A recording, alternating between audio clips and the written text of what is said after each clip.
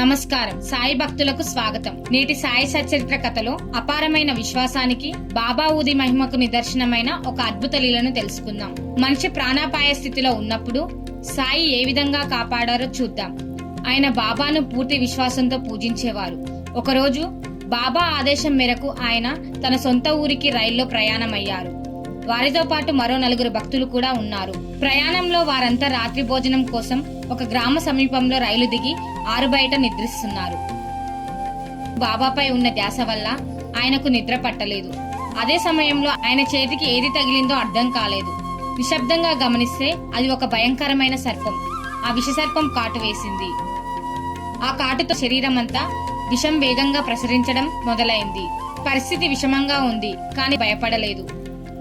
ఆయన కళ్ళు మూసుకొని మనసులో సాయినామాన్ని జపించారు.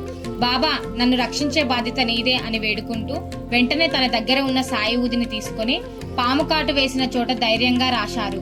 ఆశ్చర్యకరంగా ఊదిని రాసిన మరుక్షణమే విషం వ్యాపించడం ఆగిపోయింది. నొప్పి తగ్గడం మొదలయ్యింది. సాయిబాబా శక్తి ముందు విషం సైతం తలవంచింది. ఈ లీల ద్వారా సాయిబాబా తమ భక్తులకు ఏం చెప్తున్నారంటే, మీ విశ్వాసం బలంగా ఉంటే నా ఊది రక్షణ కవచంలా మిమ్మల్ని కాపాడుతుంది. నిజమైన భక్తికి, పరిపూర్ణ విశ్వాసానికి ప్రతిఫలం తప్పక లభిస్తుంది. సాయిరాం.